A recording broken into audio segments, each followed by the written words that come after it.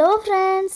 शीत दिन कोबी एत सस्ता आ तार फायदा न उठेले केमती हम जे से मुझे चिल्ली कोबी बनई।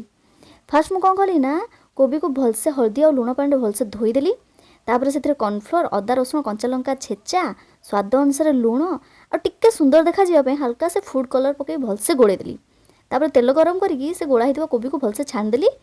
तापर पुणी तेल गरम करी से पियाज कैप्सिकम पकई भलसे भाजीदेली। तापर से गुरा अल्प टिके भाजी गला पर अदा रसुण कंचा लंका छेचा आउ अल्प लुण आउ अजिना मोटो चाइना सल्ट भी ताको कहती दे भलसे मिक्स करदेली। पियाज और कैप्सिकम टिके सॉफ्ट हो गला पर से टमाटो प्यूरी तापर चिली सॉस टमाटो सॉस आउ सोया सॉस पकई भलसे मिक्स करदेली। तापर भलसे मिक्स हो गला पर से छणा होता जो कोबीटा ताकू पकई भलसे मिक्स करदेली। तापर लास्ट कौन कली ना गोलमरीच गुंड आउ अल्प टिके धनिया पत्र देकी गैस बंद करदेली।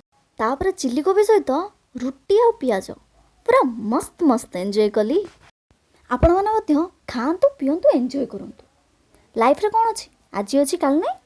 आ हाँ मो वीडियो जदि पसंद आसुव ताले लाइक शेयर और सब्सक्राइब करने जमा भी भूलें। Okay bye.